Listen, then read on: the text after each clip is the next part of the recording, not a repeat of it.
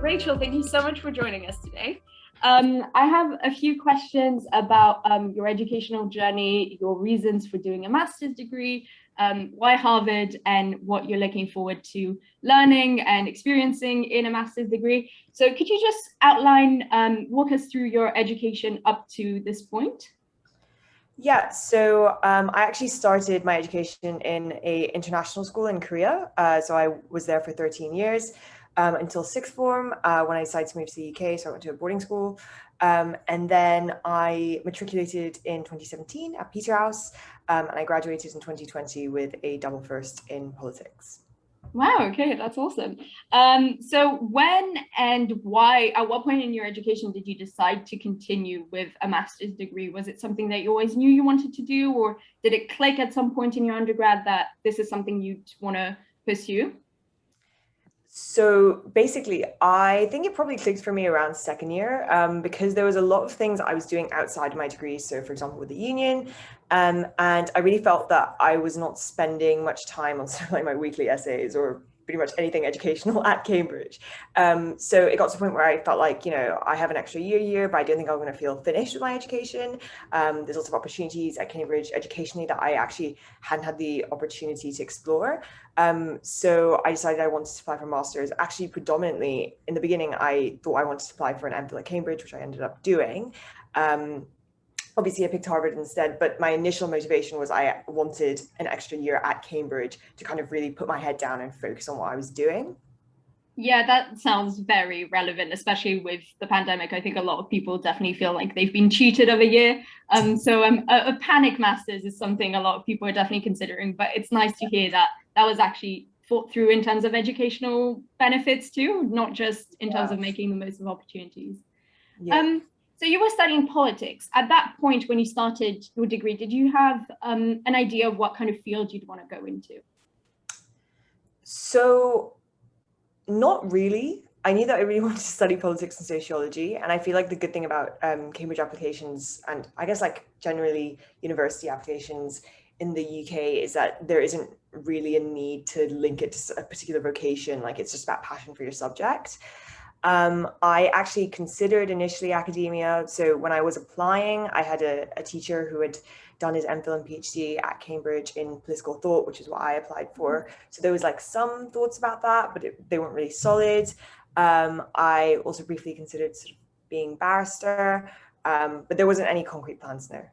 Okay.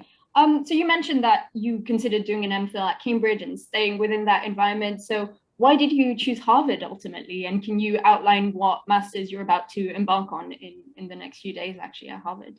So I applied to Harvard sort of in my Lent term, and basically the program that I'm on is this program called the Henry Fellowship. So it's like a fully funded year at Harvard. It's a year as a non-degree special student, which sounds very odd, but it basically means that I get to do any courses that I want and do research with sort of any professors that I want, obviously with the caveat that they have to want to do research with me. But it's a lot of flexibility in the course. So I'm allowed to sort of like do, for example, like a module in English or a module in economics, like provided that the professor feels that I'm able to keep up with the coursework. So obviously I wouldn't be doing one in like, I don't know, advanced computer science or whatever. Yeah. But the reason I ultimately picked this course is because I felt it offered a lot more flexibility. So when I was first applying to masters, when I was applying for my Cambridge masters, I was having to write up a application based on a very specific area that I wanted to study. And I was really passionate and interested in that area. However, when I was writing my Harvard application, I really realized that there were so many different things that I wanted to explore still. And Harvard felt like the best place to do that, and that there were so many professors that I was interested in working with and being taught by. And there was also a lot of like departments that didn't really exist at Cambridge. So for example, I'm half Korean and there's a really good Korea studies department here. And that was just an opportunity that I'd never had before. So ultimately, I think it came down to sort of breadth of study, and I guess also to an extent, like funding was a huge thing, like being able to come to America and be fully funded, like that is just an incredible opportunity.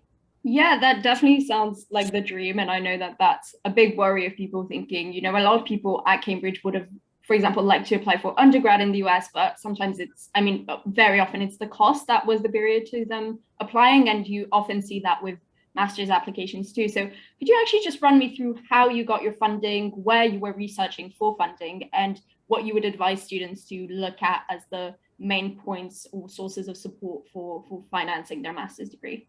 Yeah, so for my funding, I'm, as I said, on the Henry Fellowship. So that's a like a fellowship that opens, I think, in like December, but I mean, I think the dates sort of move around a bit.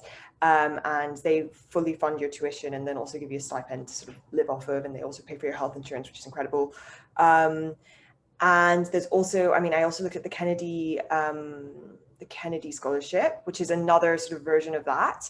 The difference between the two is basically just that, like, the Henry will only pay for you to be a non-degree special student, whereas the Kennedy is, they'll pay for you to do anything, like whatever program that you want to do. Mm-hmm. So, I mean, those are kind of the big two. I'm sure there are others. I think like Fulbright also does some to the US, but they're more specific in terms of like, it'll be, for example, I don't know if this is true, but like an MBA at Brown, for example, like it's a very course-based application. The other difference is that with the Henry, you don't actually have to apply to Harvard. So I didn't apply to Harvard at any point. Like you apply for the scholarship and then they get you a place at Harvard. And so Harvard sends some students to Cambridge and Oxford. So it's kind of like an exchange in that respect. Whereas the Kennedy, you have to apply to Harvard afterwards. And I'm assuming with the Fulbright, that would be the same, but I'm not actually sure. So yeah, don't quote me on that. You'd have to do your research. Yeah. That's like three big ones. And I'm sure there are other smaller ones, especially if you're not a British citizen. There are lots of actual other opportunities. Perhaps, I didn't really look into Korean scholarships, but I'm sure that there are some, for example. That's super interesting. So with your special status, do you end up getting a master's degree, or is this more a kind of experience that you get to talk about, but not necessarily graduate with a degree at the end of your year? No, so you don't end up with a master's degree. Okay. Yeah. Okay, and was this quite a hard decision for you to make? Because obviously you were getting the benefits of a master's degree in terms of continued education, but what was your thinking whilst balancing the pros and cons of staying, for example, in Cambridge and graduating with an MPhil versus this kind of different status? To be honest, I was not particularly bothered by the fact that I wasn't getting a master's degree. Like, I understand in some respects, maybe it's like, I mean, sure, there are some jobs where they require you to have a graduate degree.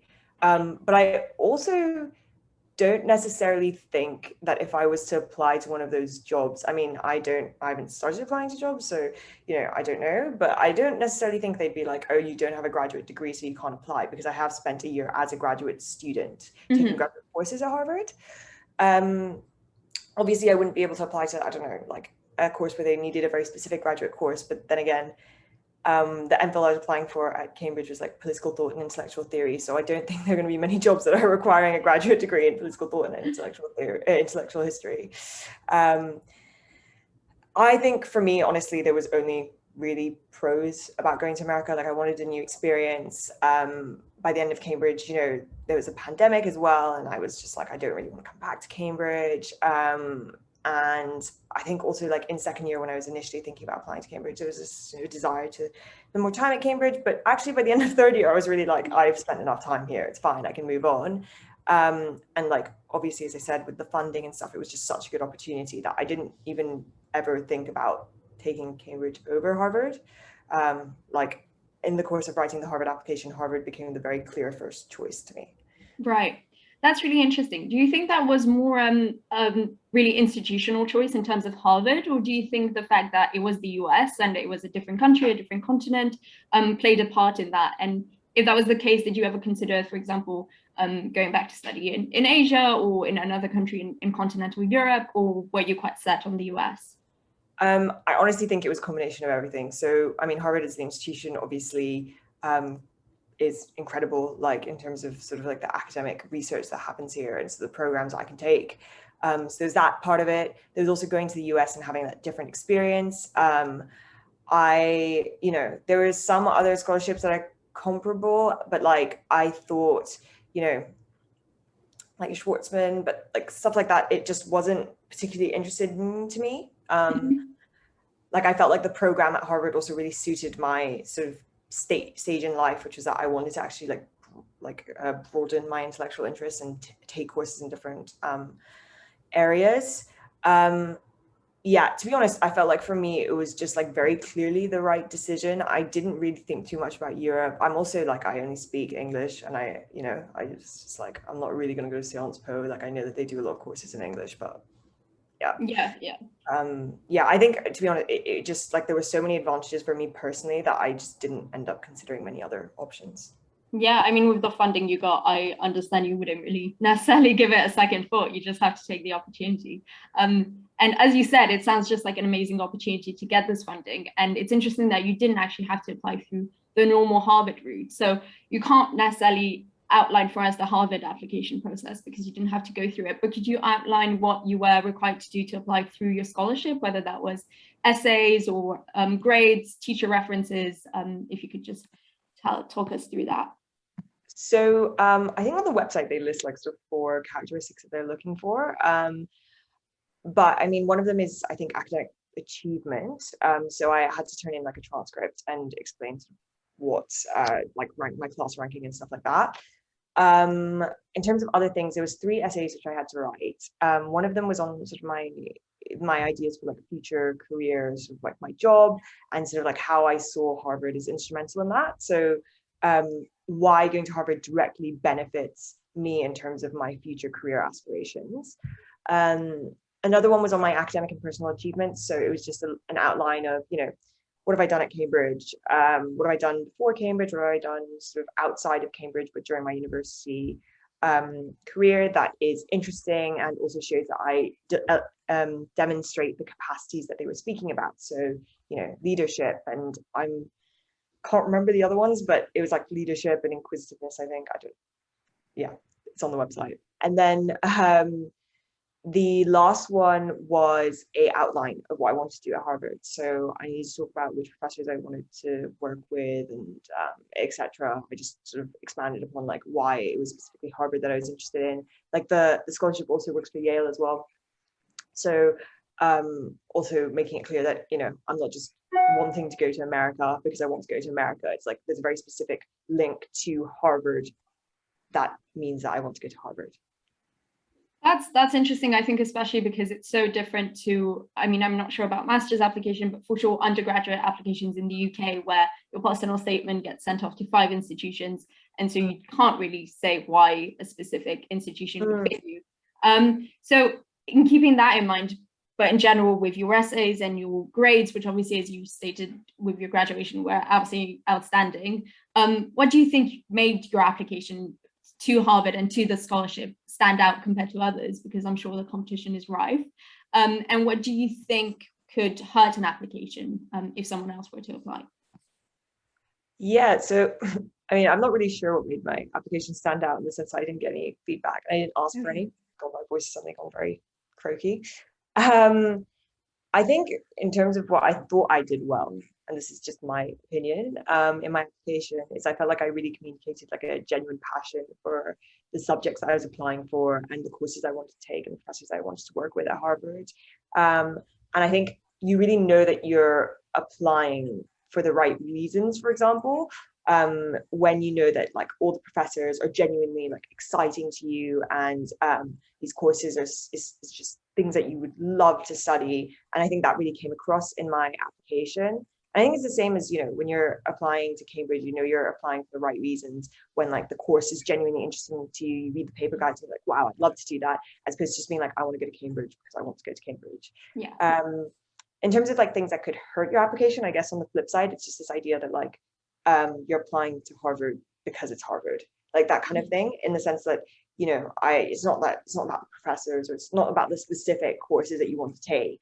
So perhaps you're not able to really speak to specific sort of academic opportunities. You're really just saying, this is what I want to do because I want to go to Harvard. So I guess like a lack of specificity in terms of like what you're doing, and a lack of sort of, I guess almost a lack of showing that you need to go for your career aspirations as well, just seeming like, oh, I do want just like a free year in America. Like I think that kind of impression probably comes off the wrong way. But as I said, I'm not really sure, but I can imagine that that is quite a common scenario, right? Because it's the like people would want to go. Yeah, and I think it's important to really look at the subjects and why Harvard and not Yale, for example, within the same scholarship. Why would, in your subject, the professor at Harvard fit your interests or your aspirations better? Something else that I'm interested in, because, for example, for the business school at Harvard, I think the mean age of students doing the MBA is around 26, 27, or even much older than that. And I think there is actually a set rule about how many years you must have spent in the workplace before applying. Obviously, this wasn't a barrier for you, but do you think that's something you considered, of going and spending a few years in the workplace before applying? And why didn't you in the end? Because that is what a lot of Cambridge students do too.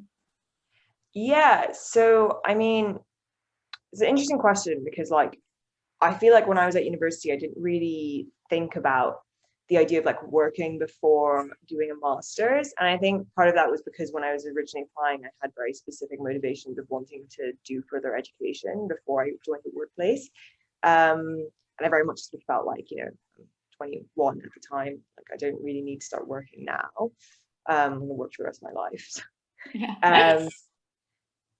That being said, as you said, like now that I'm in America, I've realized actually like I'm one of the youngest people at like the graduate schools. And like a lot of people are quite a lot older because they have been working, or, you know, they took some time out before coming back to like a master's or PhD, or in the case of the business school, like people I know they're like 27, 28 kind of thing. So I think, I guess, I don't know what people are speaking about in Cambridge right now, but I kind of felt like that's a very big difference between like UK universities and US universities, and that in the UK you kind of do a panic master's after your degree, whereas like in the US it's like you go to a job and it's much more sort of vocational, and then you'll come back and do a master's degree that helps you be better at your job. So like an MBA or an MPP, or for example. So I didn't actually consider doing that. I did actually end up working for 6 months in a lobbying firm in Korea because I deferred my place last year because of COVID, obviously. And I think that was hugely helpful, just in terms of getting to spend some time as like an actual adult that doesn't live in college and get all their food in halls and stuff like that. And also just like the experience of like working and stuff, and really helping me sort of realign my vision of what I want to be doing, and figuring out like maybe perhaps what I don't want to be doing. So I guess I would say that like I didn't think of it, but I think it's definitely helpful to work for a bit beforehand.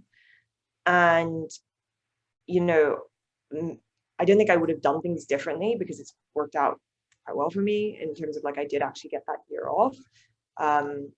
But, you know, if people are thinking of applying, I think maybe that's something to think about, because I do think now not going to Harvard as a graduate student at the age of 21, which is like the same age as the fourth year undergraduates, is quite helpful for me. That being said, I'm only a year older, but you know, I think having a bit more life experience is a good thing.